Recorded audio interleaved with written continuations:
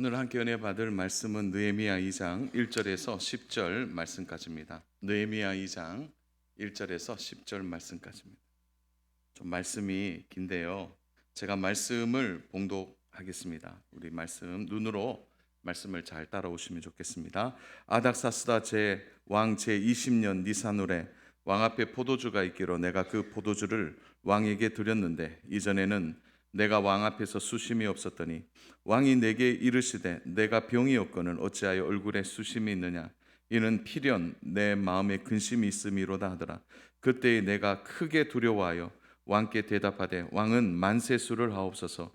내 조상들의 묘실이 있는 성읍이 이제까지 황폐하고 성문이 불탔사오니 내가 어찌 얼굴에 수심이 없사오리까 하니 왕이 내게 이르시되 그러면 내가 무엇을 원하느냐 하시기로 내가 곧 하늘의 하나님께 목도하고 왕에게 아뢰되 왕이 만일 좋게 여기시고 종이 왕의 목전에서 은혜를 얻어싸우면 나를 유다 땅 나의 조상들의 묘실에 있는 성읍에 보내어 그 성을 건축하게 하옵소서 하였는데 그때에 왕후도 왕 곁에 앉아 있었더라.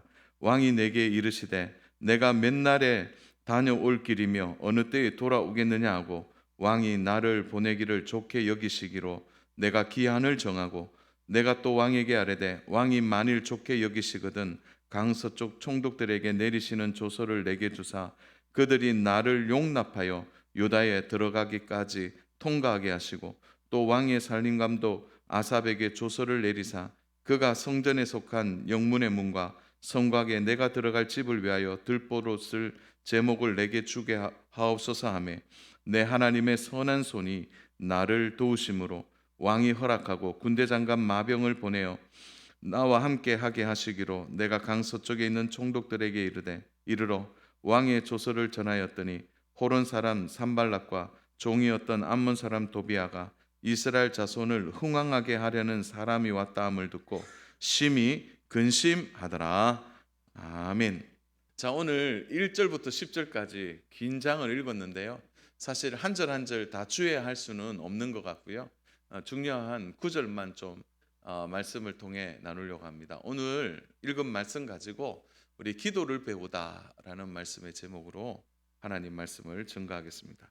자, 오늘 1절부터 10절까지를 잘 보시면 왕과 신하의 대화가 오가는 것을 보게 됩니다.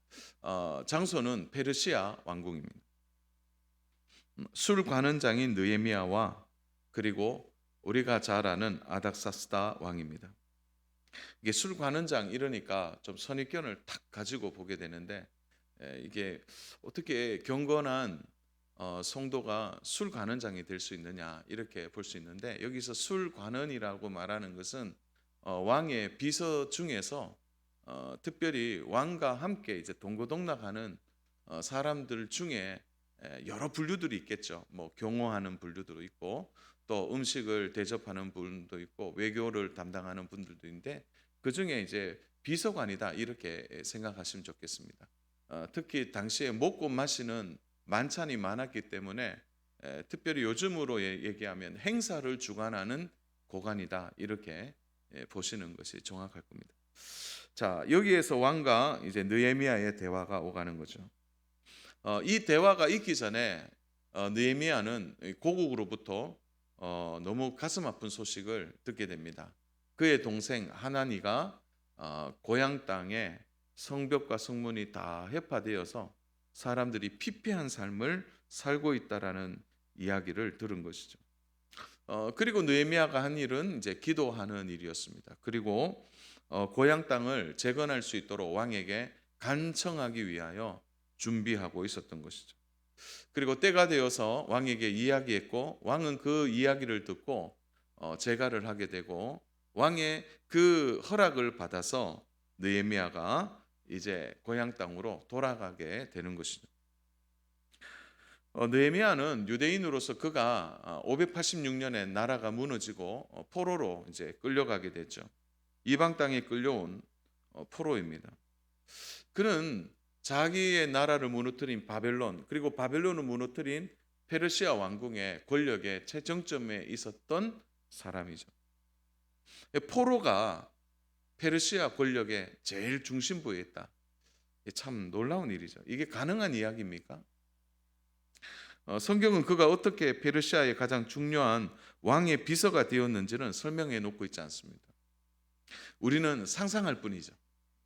포로에서 이제 비서관까지, 이게 어떻게 보면 성공신하다 이렇게 말할 정도로 대단한 스토리가 분명히 느헤미야에게 있었을 것입니다. 그는 성공한 인생이고 축복받은 인생이다 이렇게 말할 수 있는 거죠. 자, 그러면 우리는 여기서 한 가지를 좀 생각해 봐야 됩니다. 그 자리에까지 올라갔으니까 그 자리를 지키려면 얼마나 많은 힘과 에너지가 들었을까요? 그런 점에서 일반적으로 보면 자신의 자리를 지키기 위한 마음은 아마 보통 사람들의 마음보다 어마어마한 몇십 배 큰 마음을 가졌을 겁니다. 특히 그는 출신과 신분의 한계를 가지고 있었기 때문에 어떤 변수가 생기거나 어떤 도전이 일어나는 일 앞에서는 그는 매우 예민했을 것입니다. 어떻게 올라간 자리입니까? 그 자리를 지키려고 얼마나 노력하겠습니까? 그런데 이 느헤미야에게 한 가지 좀 특이한 점을 우리가 보게 되죠. 아무리 느헤미야서를 앞을 뒤를 돌아봐도 느헤미야가 뭐 별 어떤 의미에서 보면은 그가 왕의 비서관이 되었는데 그의 신앙관을 좀 구체적으로 들여다볼 수 있는 구절구절을 찾아보면 한 가지 특이한 공통점을 발견하게 되죠. 그는 1장에서부터 매장에 이를 때 그는 하나님께 기도하는 사람이었다 이렇게 볼 수 있는 것입니다. 우리가 확실히 한 가지 알 수 있는 것은 느헤미야가 적어도 체험적인 신앙을 가진 사람이다 이렇게 말할 수 있겠죠. 그 자리에 올라가기까지 그는 얼마나 기도했을까요? 오늘 1장, 2장, 4장, 6장, 5장, 6장이 계속 넘어가 보면 느헤미야가 기도하는 태도와 모습을 우리는 볼 수 있는 거죠. 그건 다 일일이 설명할 수 없고요. 한 가지 확실한 것은 기도가 그의 가장 가까운 삶의 하나의 모양이었다는 거죠. 사랑하는 여러분, 우리 예수님께서 자주 보여주신 제자들에게 가장 자주 보여주신 모습이 무엇입니까? 바로 기도하는 모습입니다. 그 기도하는 모습, 제자들은 늘 기도하는 예수님의 등을 보고 3년 동안의 삶을 살아간 거죠. 그들이 마가다락방에서 성령을 받고 난 이후에 철저하게 그들이 한 가장 중요한 일은 기도하는 일이었어요. 교회에 분쟁이 있었을 때도 그들은 어떻게 합니까? 우리는 기도하는 일에 전무하겠다고 얘기해요. 느헤미야서를 아무리 봐도 우리와 별반 다르지 않는 사람인데 딱 한 가지, 그는 기도하는 사람이라는, 적어도 체험적인 신앙을 가진 사람이라는 것을 충분히 볼 수 있는 것입니다. 또 하나 우리가 볼 수 있는 것은 그가 이 아닥사스다 왕의 비서관이긴 하지만 그는 자신이 누구인지를 잊지 않는 거죠. 이방 땅에 살지만 고국 땅을 잊지 않고 고국에 대한 관심을 끊지 않는 것입니다. 그는 자신의 아우인 이 하나니를 통하여 1400km 떨어져 있는 어떻게 보면은 뭐 엄청난 거리죠. 그곳에서 동생이 소식을 가지고 오자 그는 즉시 반응합니다. 우리 1장 2절 하반절을 보면은 남아있는 유다와 예루살렘 사람들의 형편을 물은즉, 이렇게 형편을 물었다 이렇게 표현되는데 이 물었다라는 단어가 샤알이란 뜻인데요.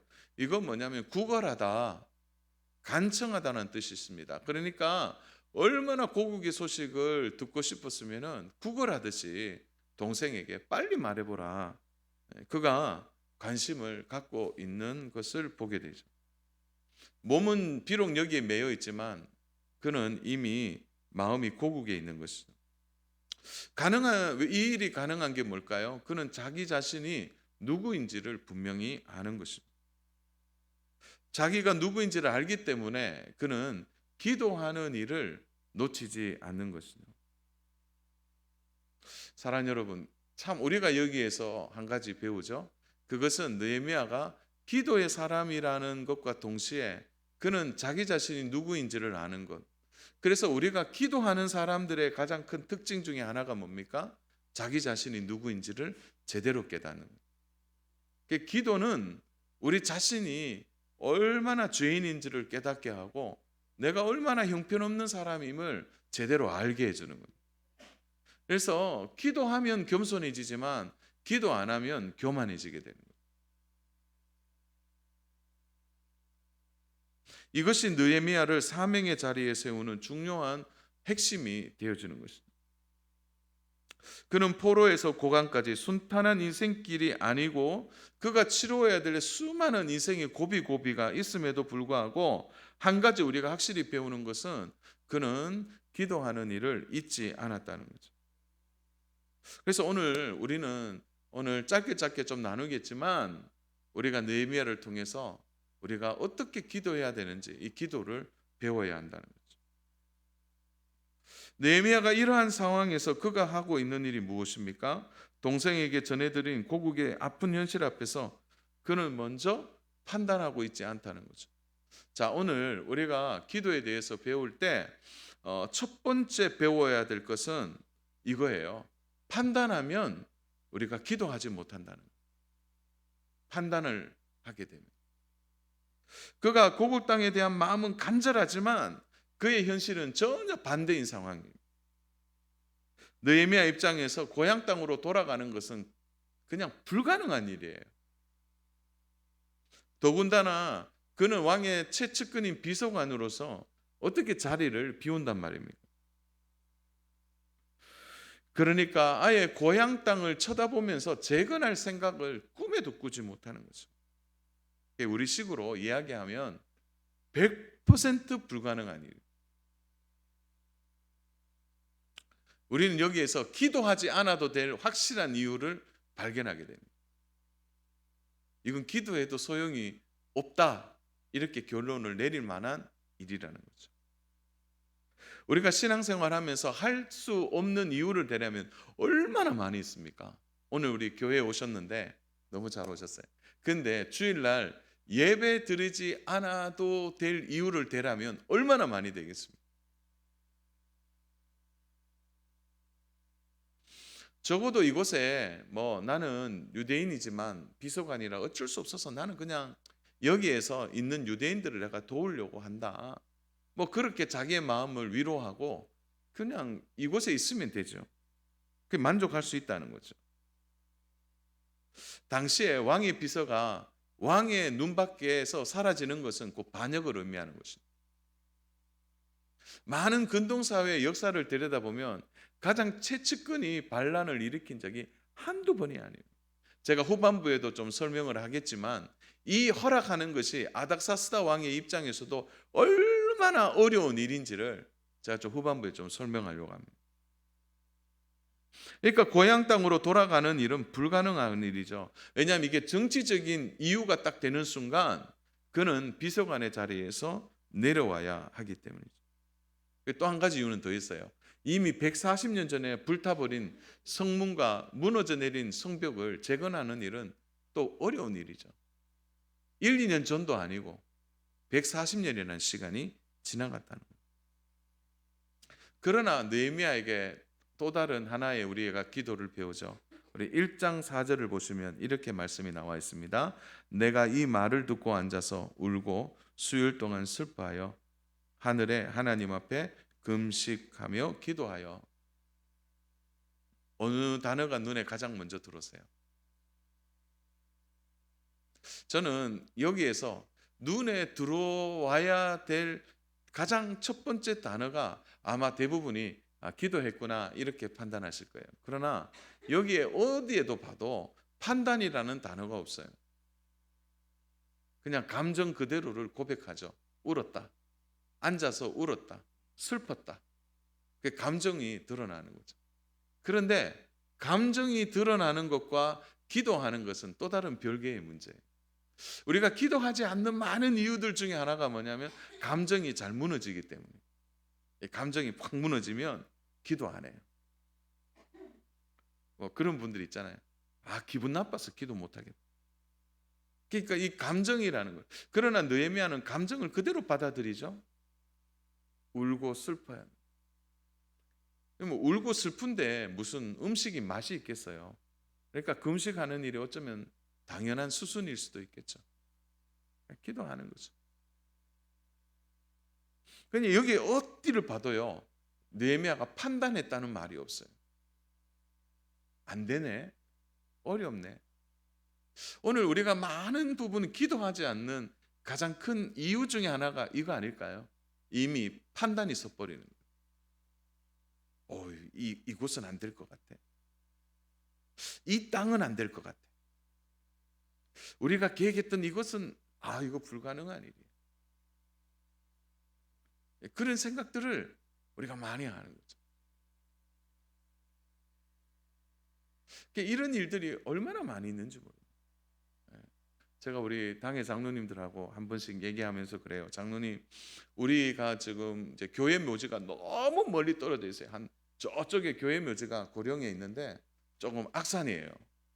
한 9,000평 돼요. 9,000평. 어마어마한. 그래서 저기에 우리가 너무 멀고 어렵고 그래서 좀 가까운 곳에 우리 교회 묘지가 있으면 안 될까 하면서 우리 장로님들하고 그런 얘기하면서 한 번은 그래요. 그래서 저 땅이 좀 팔렸으면 좋겠다. 그 불가능한 일처럼 보이잖아요. 그래서 제가 한 번은 그 얘기했어요. 저곳에 사드가 배치되면 좋겠다. 그랬어요. 그래서 좀 팔고 여기 가까운 데 와서 좋겠다.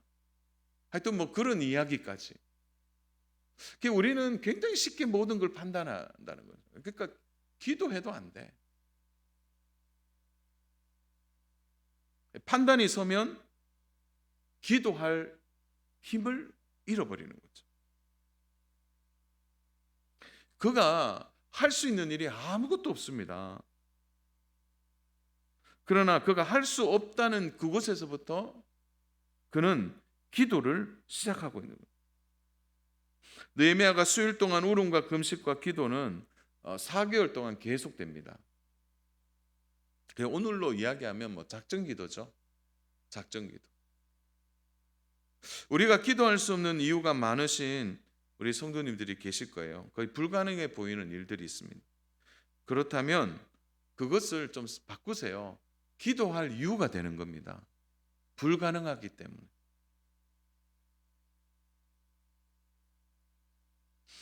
느헤미야의 기도의 시작점은 불가능한 일이라는 점에서 시작되는 거죠.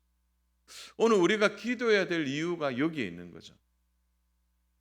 그래서 사랑 여러분, 판단을 딱 끊어버려야 돼요. 여러분, 어떤 부분에 있어서 이미 판단이 서 있습니까? 그거 빨리 제거해야 기도할 수 있게 되는 거죠. 140년 동안 풀 수 없었던 이 문제를 4개월 기도함으로 느헤미야는 그 시작점에서 이 문제를 풀어가고 있는 거죠. 불가능한 일처럼 보여도 기도하는 한 사람, 판단하지 않고 기도하는 그 한 사람이 이 문제를 푼다는 것이죠. 140년 동안 이 문제를 놓고 불가능하다는 생각하는 사람들은 많았을 거예요. 그러나 이 문제를 풀려고 기도하는 사람은 소수라는 거죠. 우리가 기도하기 시작할 때 하나님의 역사와 섭리가 이제 감추어져 있는 것이 드러나게 되는 거예요. 저는 오늘 기도에 대한 말씀을 전하면서 혹 오해하지 마세요. 기도하십시오. 그러면 뭐 불가능한 문제가 해결됩니다. 그래서 기도를 마치 도깨비 방망이나 만병통치약으로 생각하시면 안 돼요. 모든 기도의 핵심은 믿음이 없으면 안 된다는 거예요. 욕심을 위한 기도는 응답되지 않습니다. 믿음이죠, 믿음. 많은 사람들이 성문이 무너져 있고 이제 성벽이 허물어져 있는 걸 보면서 얼마나 불편했을까요? 거기에 사는 사람들이. 그러나 이것을 재건하기 위하여 기도하는 사람은 없었다는 거죠. 속상하고 안타까운 마음은 누구나 가질 수 있습니다. 그러나 기도하는 마음은 다른 것입니다. 저는 오늘 우리 성도님들의 그 믿음의 이 중심이 안타깝고 속상하고 참 어떻게 보면은 너무너무 부족한 이 마음을 가지는 것에서 기도하는 마음으로 옮겨지기를 축복합니다. 기도하는 자리까지 이제 이동을 해야 되는 거죠. 이동. 느헤미야가 처음부터 지도자가 되려고 했나요? 그렇지 않아요. 기도하니까 지도자가 된 거예요. 기도하니까. 누가 지도자입니까? 판단을 잘하는 사람요? 아니에요. 기도하는 그 사람이 지도자입니다. 태생적으로 신분이 높거나 높은 지위에 뛰어난 재능이 있는 사람이 지도자가 되는 게 아니에요. 성경이 말하는 지도자는 바로 믿음으로 기도하는 사람. 그가 지도자예요. 여러분, 교회 안에서도 마찬가지죠. 교회 안에서도 딱 봤을 때 너무 어렵다, 힘들다, 참 요즘 저기 어렵고 힘든데, 그걸 판단하는 사람이 있는가 하면 오히려 어렵고 힘든 부분을 보면서 기도하는 사람이 있는 거예요. 누가 지도자가 됩니까? 교회 안에 다소 좀 불평할 만한 일이 있겠죠. 교회 안에 어떤 부족한 모습도 보일 거예요. 그러면 그걸 판단하기 전에 그 부분을 위해서 기도하는 일은 너무너무 중요합니다. 요즘 참 주일학교가 힘듭니다. 저는 벌써 우리 다 이제 내년에 주일학교 교사, 청소년부 교사를 위해 기도하고 있습니다. 보니 요즘 참 교사로 교회를 섬기는 일이 너무너무 쉽지 않아요. 벌써 저는 기도하는 거죠. 그래서 우리 많은 분들이 그래요. 주일학교가 요즘 어렵다. 다음 세대 이 신앙이 걱정이 된다. 이제 그렇게 말씀하시는 분이 많은데, 그렇다면 걱정하거나 안 된다 말하지 마시고 교사로 헌신하시기 바랍니다. 아멘 하신 분들은 헌신하세요. 자꾸 아멘이 줄어드는 것 같아요.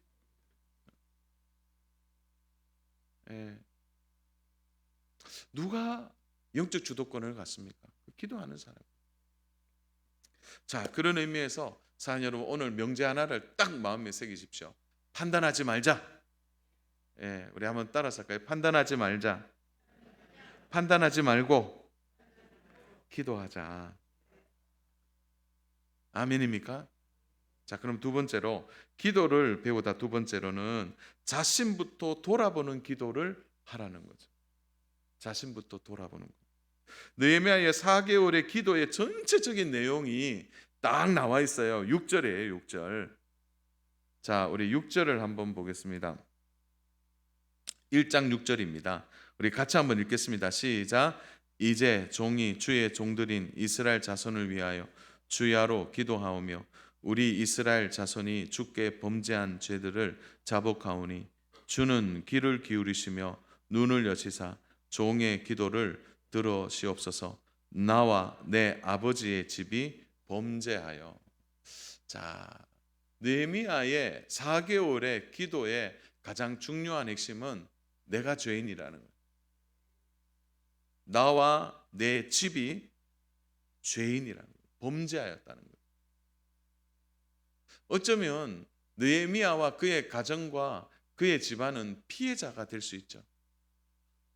왜 그렇습니까? 이스라엘 전체의 범죄이기도 하고 동시에 하나님이 세우신 이 악한 왕들, 하나님이 세우셨지만 하나님의 길을 따르지 않는 이들에게 가장 큰 죄를 물을 수 있겠죠.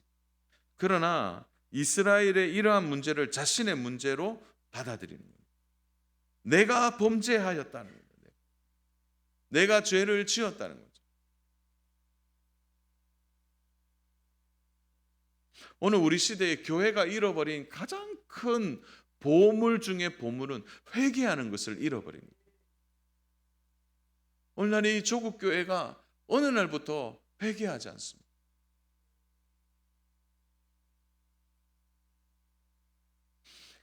저는 청소년 시절부터 교회 부흥회는 부흥회라는 부흥회는 다 참여했습니다. 그렇게 또 교육을 받았고요. 그래서 아예 교회 부흥회가 있다 하면 주일학교 청소년, 뭐 대학 청년부 말할 것도 없고 다 모여서 그러면 꼭 목사님이 제일 앞자리에 앉으라고 청소년들. 그 두 가지 이유인 것 같아요. 졸지 마라 이것도 되고 앞자리에 있으니까 뒤로 가지도 못하고 뭐 딴짓도 못하겠죠. 그런데 그때마다 부흥회 때마다 가장 많이 한 거 뭐냐? 천부여 의지 없어서 손 들고 옵니다. 그 찬양 정말 많이 했어요.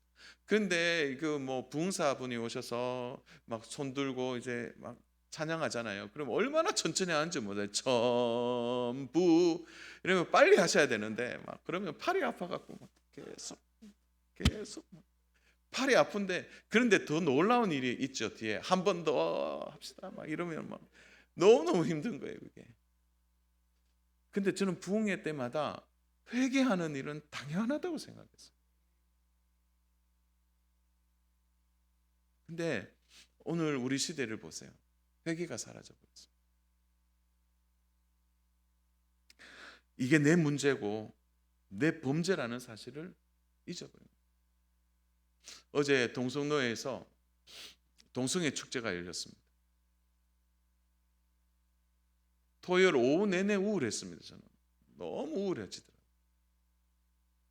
이 일들이 자행되는 것 앞에서 이게 내 죄라고 우리가 고백해야 되지 않겠습니까? 범죄잖아요. 범죄. 진짜 문제는요, 성벽과 성문이 무너진 게 아니라 회개하지 않는 이스라엘이 문제예요.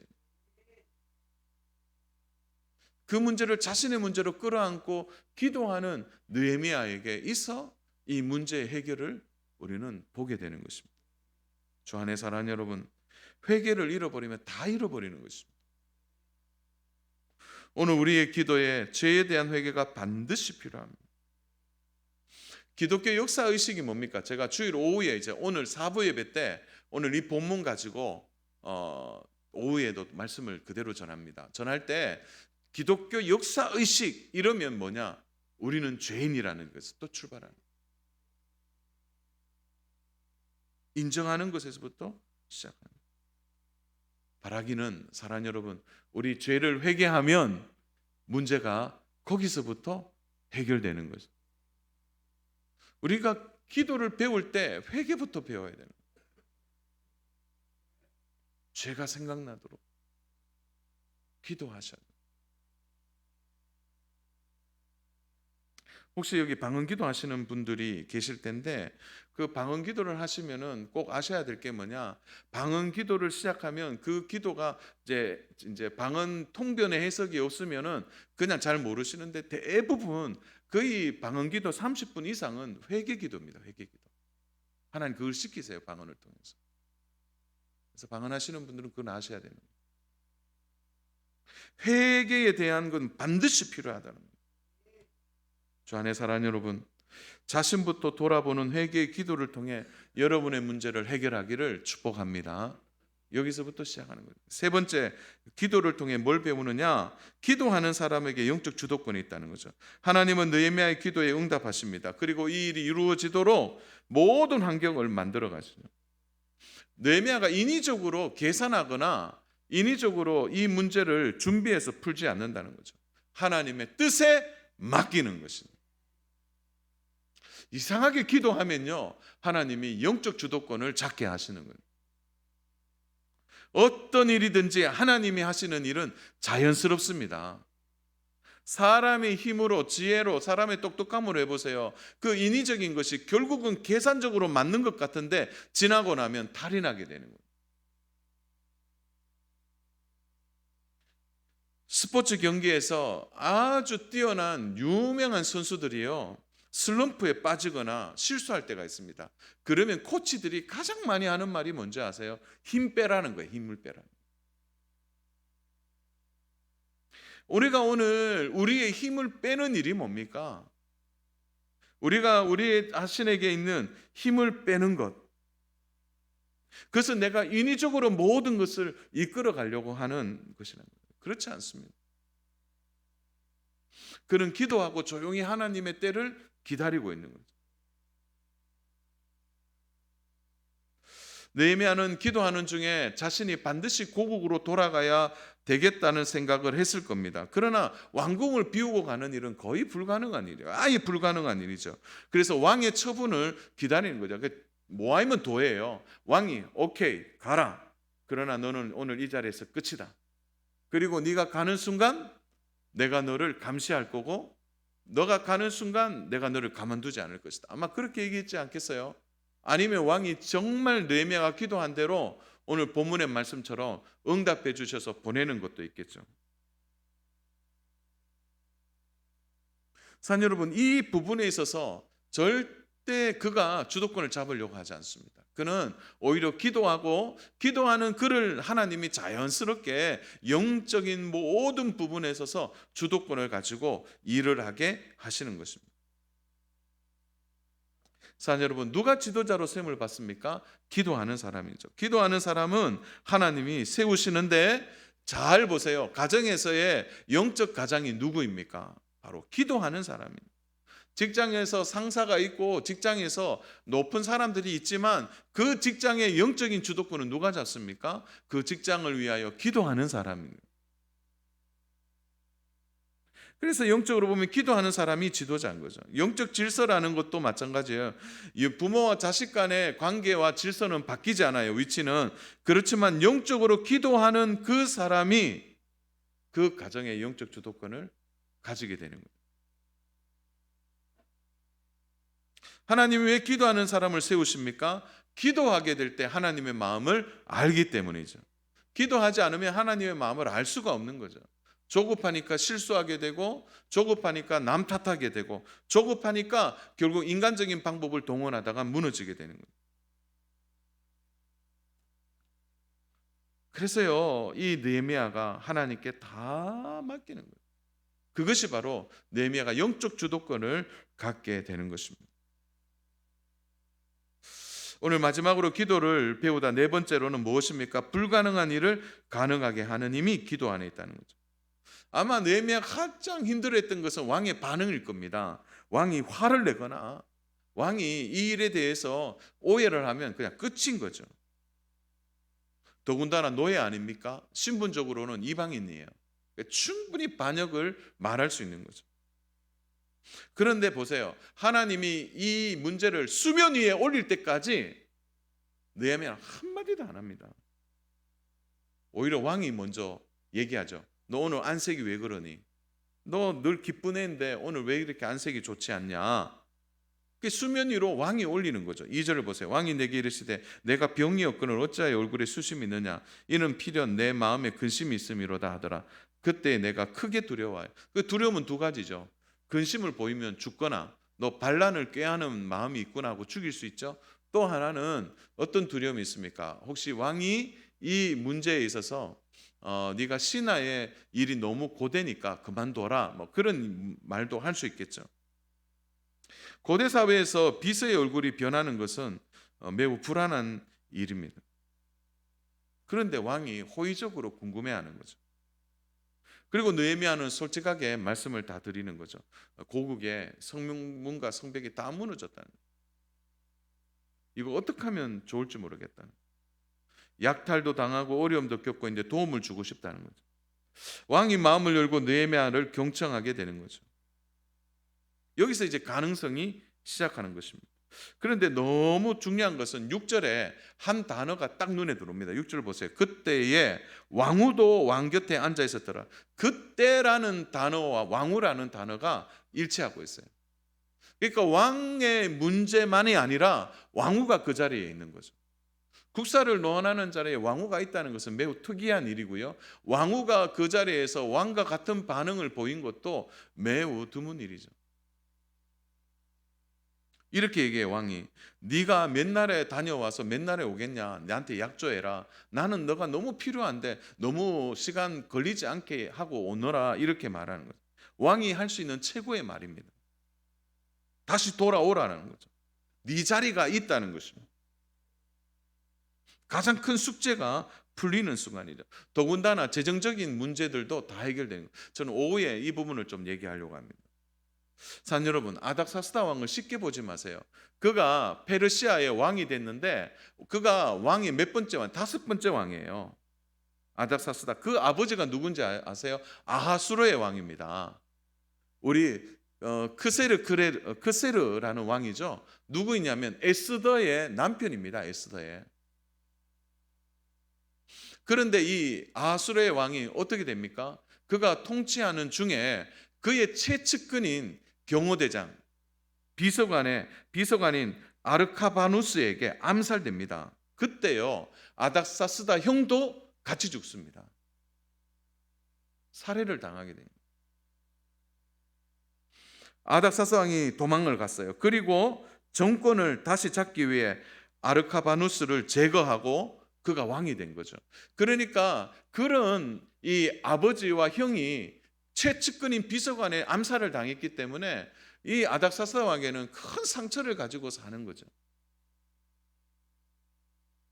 그런데 주변의 사람을 쉽게 믿을까요? 우리는 이 본문을 해석할 때 느헤미야가 역시 사회생활 잘했네. 느헤미야가 왕의 신임을 얻을 만큼 쏙 마음에 들었네. 그러니까 왕이 이 문제를 해결했다. 저는 그런 접근은 오늘 잘못된 성경적 해석이라고 생각합니다. 아닙니다. 이 우리가 뭘 잘해서 아니에요. 이 본문을 살펴보면서 계속 강조하는 게 뭡니까? 바로 기도한 느헤미야예요.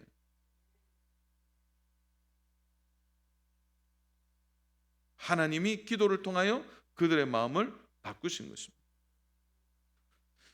사랑하는 여러분, 우리가 살아가면서 계산이 안 될 때가 얼마나 많이 있는지 모릅니다. 이미 결과가 나와 있고 판단이 서는 일들이죠. 그때 제가 질문하겠습니다. 주로 체념하십니까? 기도하십니까? 끝까지 기도해 보겠다는 마음이 드십니까? 안 된다. 이런 생각이 먼저 드세요. 가끔 성도님들이 전화하거나 또 기도 제목을 저한테 부탁할 때 막 절절한 마음이 느껴집니다. 그런데요, 제가 아무리 인간적인 마음으로 위로해도 저한테 제가 꼭 하고 싶은 말은 언제나 결론은 하나인 것 같아요. 함께 기도합시다. 함께 기도합시다. 목사님 뭐 뻔한 얘기 또 하시네요. 그 뻔한 기도를 오늘 본문을 통해 보십시오. 역사를 바꾸는 거예요. 이제 고국 땅에 어떤 새로운 변화를 만들어낸 것입니다.